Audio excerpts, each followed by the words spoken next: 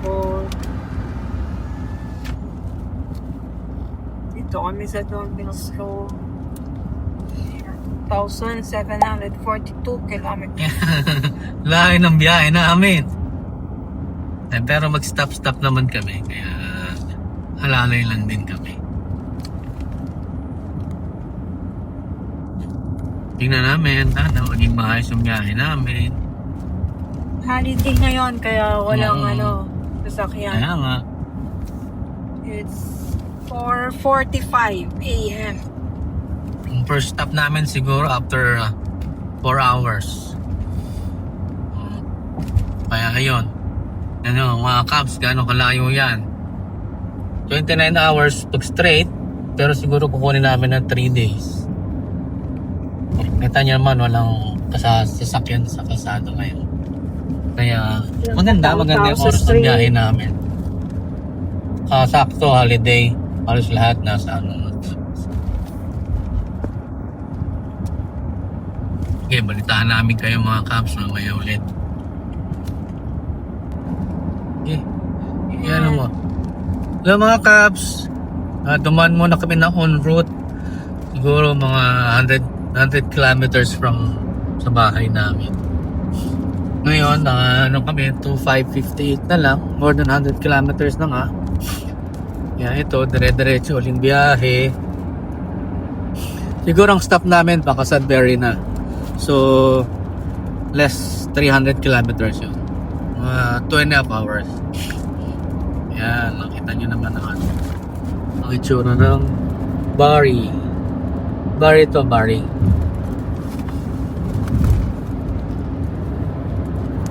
May Barrie.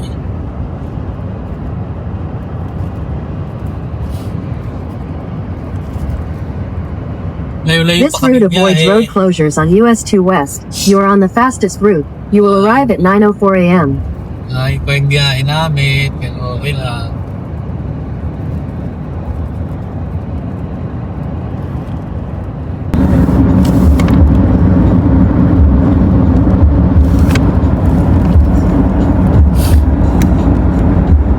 Tesla. Working.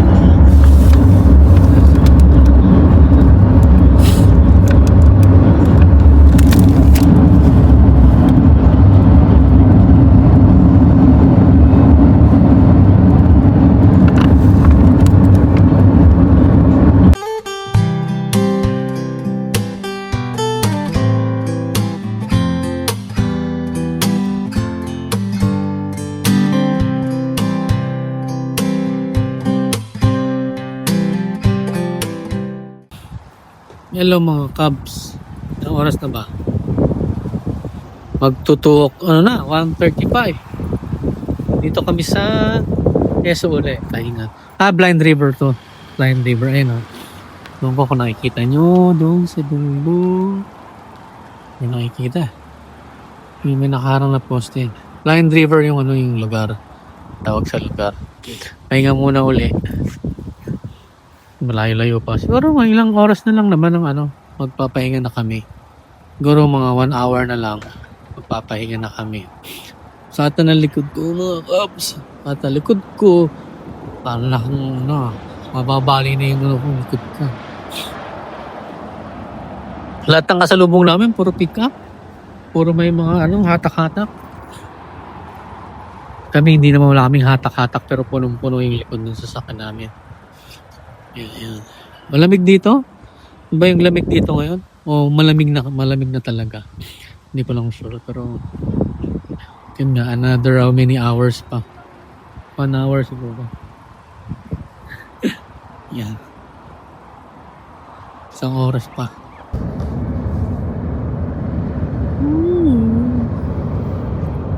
Ano ito, mami? Blind River. Blind River. Ito ang Blind River. Ang lawak niya. Lake siya talaga kasi hindi nag-move yung tubig. Perhaps. Iron Bridge. Sault Ste. Marie.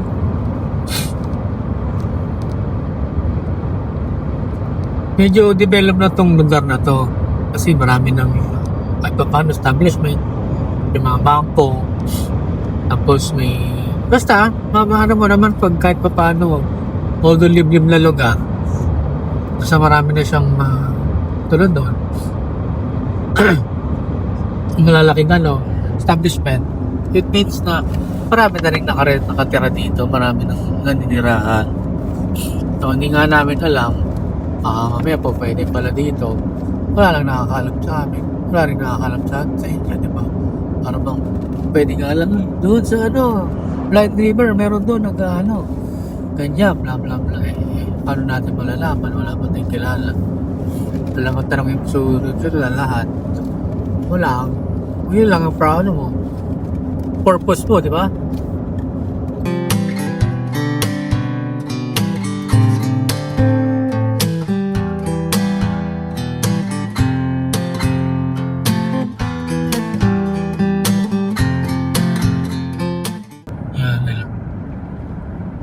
Morning mga Cubs. Yan na lang. 1,965 kilometers bago makarating sa puntahan namin. Bali nasa na tayo mami? Sault Saint Marie. Nandun na kami. Yan. What time? 5:39. 5:39 in the morning. Muna kami. Nagkape-kape. The teams. From Rosemine town of Rosemine, going to Sault Marie. Siguro more than 30 minutes din yun. Pero ngayon okay na, dito na kami sa diretso naman ulit kami sa biyahe. Kita nyo ilang oras pa, siguro mga tatagalan pa ulit bago kami siguro mag-stop ulit kami, kakain, mga 4 hours na biyahe muna. Kasi medyo malamig pa, kaya okay lang, medyo matagal-tagal ang biyahe. In 400 meters, turn right onto Old Garden River Road.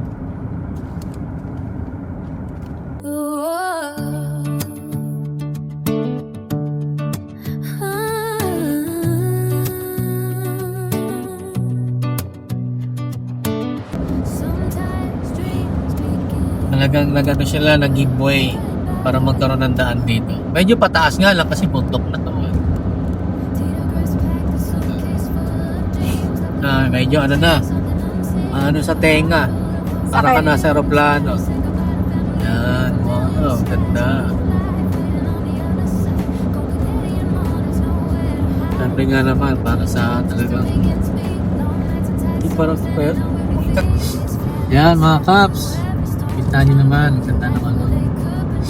Sa taas pala kami ng bundok. Yung pinakamay niya, pababa na.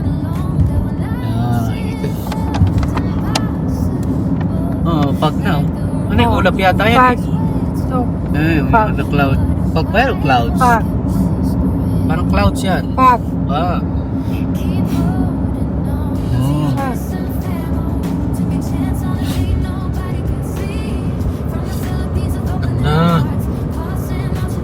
Kaya pala medyo malamig na rin eh.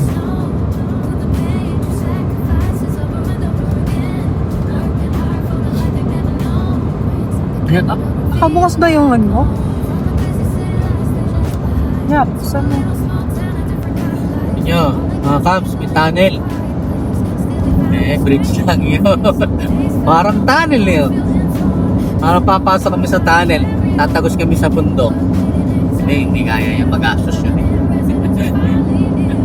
Tama, masisira yung no? Parang ito wala na kalsada eh. Pero bridge lang siya. Tapos, Gawa River.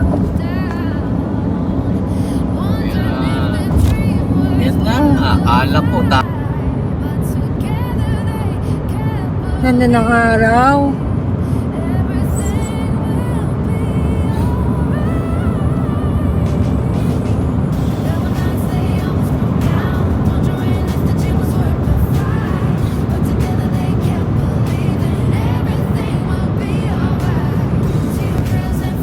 Dunk Lake.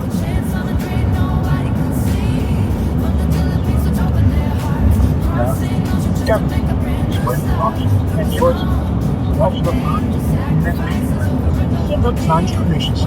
There's no something like they all belongs. Remember being a kid, spending your summer days outside with friends? Oh, dang home.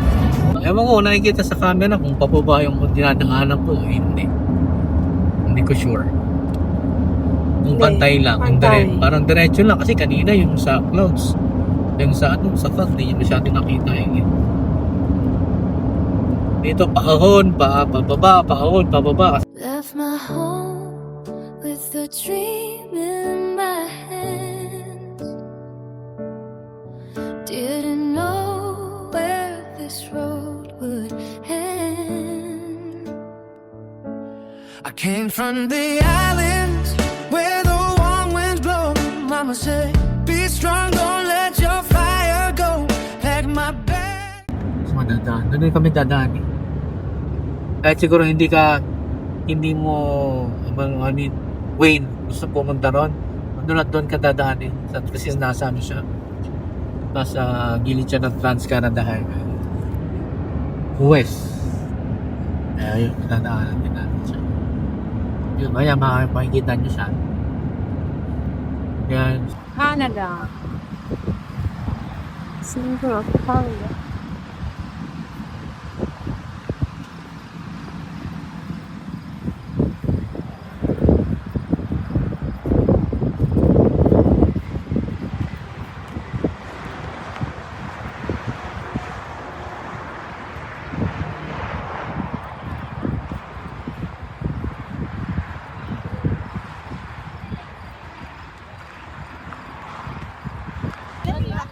Came from the island where the warm winds blow.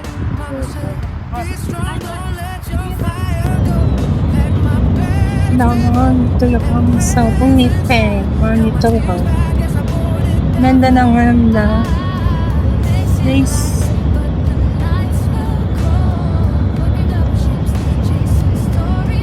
Parang kami ng Pilipinas. Rice field.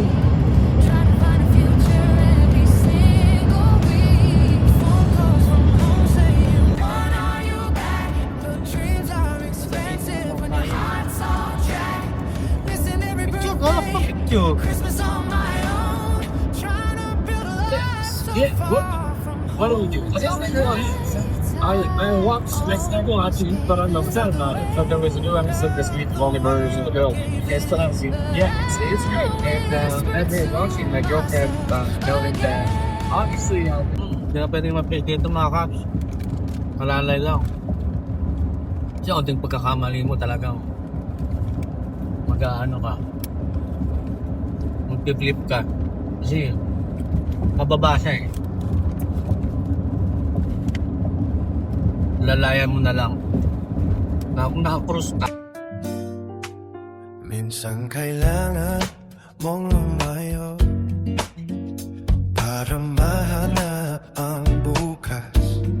Si Tito Chris may baong pangarap, tahimik na dasal sa bawat paglipat. Iniwan ng bayang mahal sa puso. Kahit mabigat ang bawat paglayo, bit-bit ang pag-asa sa malamig dadaan.